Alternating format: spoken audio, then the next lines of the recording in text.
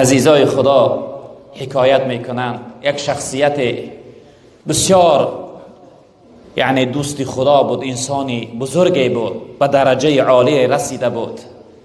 از حضرت روز شاگردا پرسیدن، گفتن حضرت استاد شما کی هست؟ خیلی استادی به فیضی داشته، آیا شما را کی تربیت کرده است که چنین درجه و مقام عالی را از خود کرده؟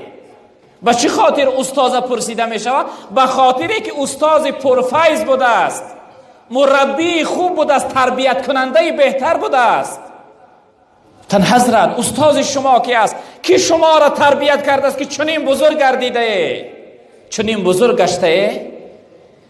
این شخصیت چی جواب گفتن؟ گفتن استاد من یک غلام است. سبحان الله. امروز غلامداری نیست در بین ما برادرای. زمان پیش مردم مثل غلام بر این می خریدن، مردم می بردن کارشون می فرمیدن، اختیارش در خودش نبود. بیچاره مثل مال بر این، مثل حیوان بر این فروخته می شد. الحمدلله که در دور زمان ما غلامداری نیست. از حضرت پرسیدم، گفتن حضرت استاد شما کی است؟ گفت استادم یک غلام است. گفتن چی نوع غلام؟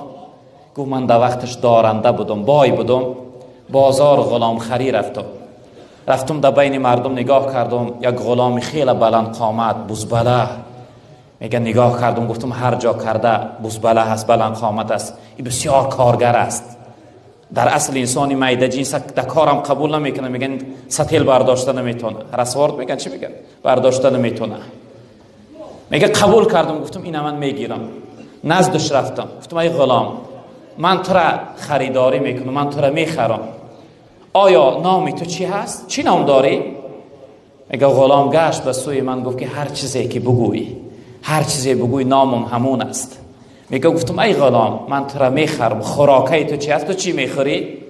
آیا عادتی که دائمی مولای پیشنه تو را طعام میداد چی بود؟ میگه غلام گشت گفت که هر چیزی که برام بودی، هر چیزی بودی خوراکی من همون است.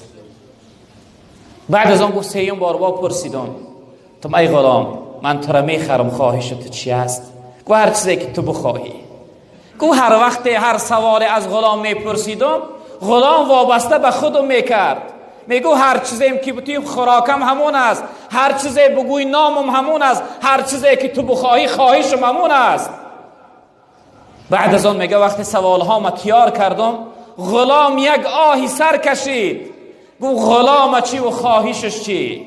غلام باید خواستی صاحبش نگاه کنه که صاحبش از او چی میخواه.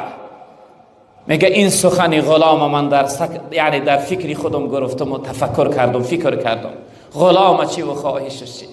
برادری عزیز بزرگوار، من و شما دعوا داریم که ما بنده الله هستیم، ما را چی و خواهشمون چی؟